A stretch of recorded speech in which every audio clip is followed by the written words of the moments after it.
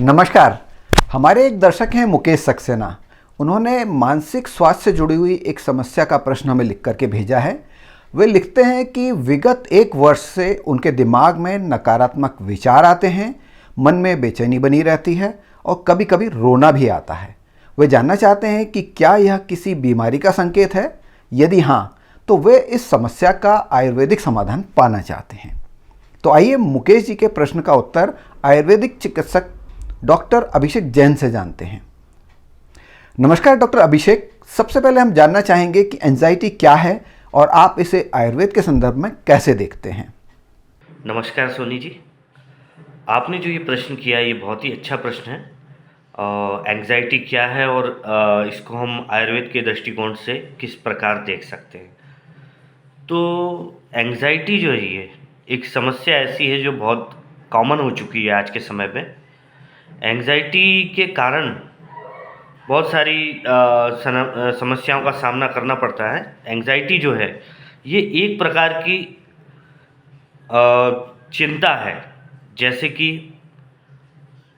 किसी अप्रत्याशित घटना होने की आशंका या डर, कोई भय, यानी कि कोई घबराहट, कहीं पहुंचने की जल्दी, किसी भी कार्य को करने की बहुत अति शीघ्रता। इस तरह से जो एक मानसिक भावना उत्पन्न होती है, मानसिक भावना जो रहती है उसे हम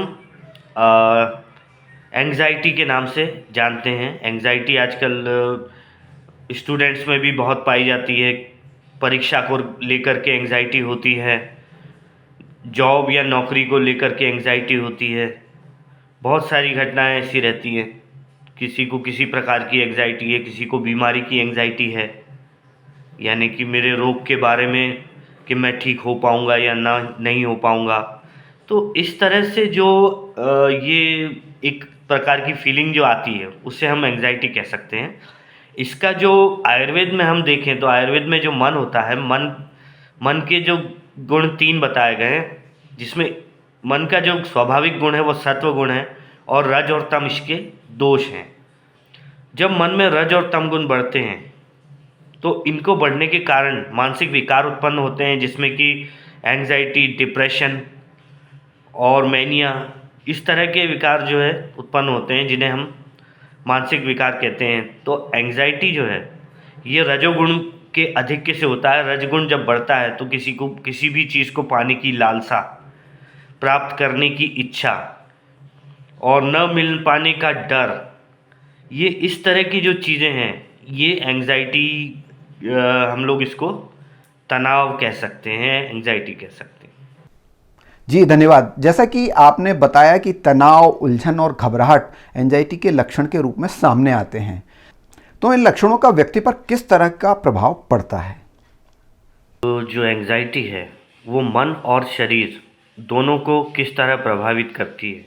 तो उसमें एंग्जाइटी जो रहती है उसमें जब मन में रजो और तमोगुण बढ़ जाते हैं तो उसके कारण क्या होता है कि किसी भी वस्तु को या किसी भी चीज़ को प्राप्त करने की लालसा अपनी चरम पर होती है और किसी भी वस्तु के खो जाने या नष्ट हो जाने की आशंका बनी रहती है। तो इस तरह की जो एक भावना मन में होती है वो एंग्जाइटी को जन्म देती है, मानसिक तनाव को जन्म देती है, उत्तेजना को जन्म देती है। तो ये जो है, अब इसका मन और शरीर दोनों पर प्रभाव पड़ता है।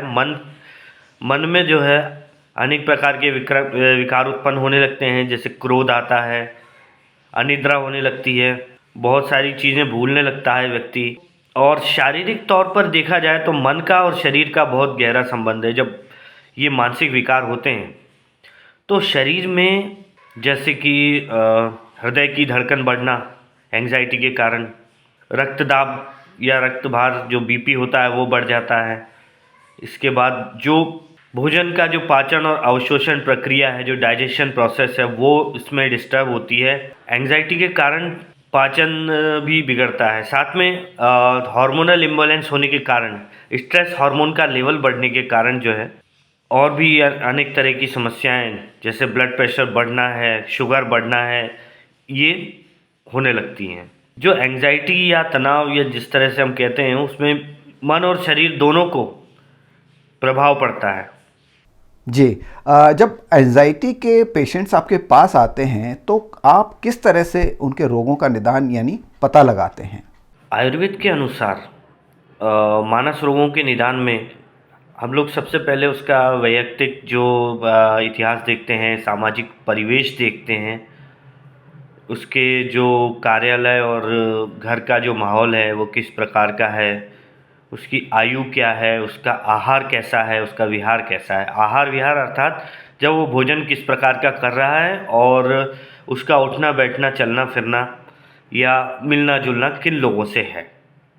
इस प्रकार इन पक्षों को ध्यान में करते हुए और साथ में जो है हमारे आयुर्वेद के अनुसार मानस प्रकृतियां हैं, मानस प्रकृतियों के बारे में हम विचार करते हैं, उसका परीक्षण करते हैं, फिर उसकी व्यक्ति की समस्याओं को सुनकर उस पर हम निदान करते हैं। तो इस तरह आयुर्वेद के द्वारा हम ये पता लगाने का प्रयास करते हैं कि इसमें कौन से गुण या दोषों में वृद्धि हुई है, सत्वगुण, रजोगुण, तमोगुण, और इसमें मानस प्रकृति का बहुत बड़ा योगदान है, जो मानस प्रकृति आयुर्वेद में वर्णन की गई है। तो इस तरह हम रोगी का निदान करते हैं। जी धन्यवाद। एंजाइटी पीड़ित व्यक्ति की चिंता का आकलन करते समय आप किन विशिष्ट कारकों या दोषों पर विचार करते हैं, इस बारे में भी हमारे दर्शकों को बताइए। देखिए, रोगी का आकलन करते समय मानस और शरीर दोनों दोषों के बारे में विचार करना बहुत ज़रूरी होता है। कि जैसे मानस रोगों में सर्वप्रथम सत्व, रज और तम गुणों में विकृति होती है, बाद में फिर वो शारीरिक दोषों की विकृति उत्पन्न करते हैं। उसी प्रकार अगर शारीरिक रोगों का विचार किया जाए तो शारीरिक रोगों में वात, पित्त और कफ दोषों की प्रधानता होती है, तत्पश्चात वो सत्व, रज, तम गुणों को प्रभावित करते हैं। इस तरह से आकलन करते समय शारीरिक और मानसिक दोनों प्रकार के दोषों पर विचार करना पड़ता है और जिसका प्राधान्य हो पहले उसका उपचार किया जाता है। जी बहुत बहुत धन्यवाद डॉक्टर अभिषेक। आपने हमारे दर्शक की चिंता का एक अच्छा और सरल निदान पेश किया है। दर्शकों, इस वीडियो से निश्चित रूप से आपको भी एंजाइटी से जुड़ी हुई जो समस्या है उसके निदान को लेकर के जो जिज्ञासा थी उसका समाधान हुआ होगा। अगर आप भी किसी स्वास्थ्य समस्या से गुजर रहे हैं और उस समस्या का समाधान किसी योग्य चिकित्सक से पाना चाहते हैं तो आप नीचे दिए गए व्हाट्सएप नंबर पर हमें अपना प्रश्न लिखकर भेज सकते हैं। आप चाहें तो अपनी समस्या का वीडियो भी बना करके भेज सकते हैं। हम जल्द से जल्द उस संबंधित विशेषज्ञता वाले चिकित्सक से संपर्क कर आपके प्रश्न का उत्तर लेकर उपस्थित होंगे। आज की वीडियो में बस इतना ही। यदि आप इस चैनल पर नए हैं तो आपसे निवेदन है कि इसे तुरंत सब्सक्राइब कर लें ताकि ऐसे उपयोगी और जानकारीपूर्ण वीडियोज़ आप तक तुरंत पहुंच सकें। और यदि आप हमारे पुराने सब्सक्राइबर हैं तो इस वीडियो को ज़्यादा से ज़्यादा लोगों को साझा करें ताकि वे भी स्वास्थ्य लाभ से जुड़ी हुई इन महत्वपूर्ण जानकारियों को पा सकें।